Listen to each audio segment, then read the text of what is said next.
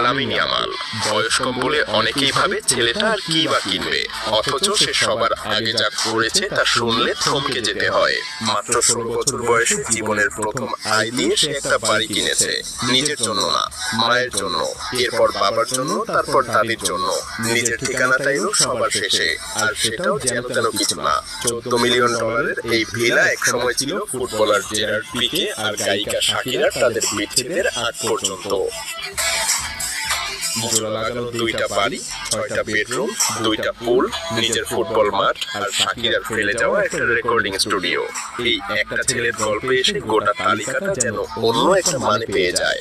কারণ এত প্রাসাদ, এত কোটি টাকার জেল্লা পেরিয়ে শেষে একটা প্রশ্নই থেকে যায়, এরা আসলে টাকার ছেলে ঠিক কি কিনলো? উত্তরটা আমরা ভাবার চেয়ে অনেক সাধারণ। এত এত দেয়াল, এত কোটি টাকার বিলাসিতার আড়ালে প্রত্যেকে একটা জিনিসই খুঁজেছে, মাঠের বাইরে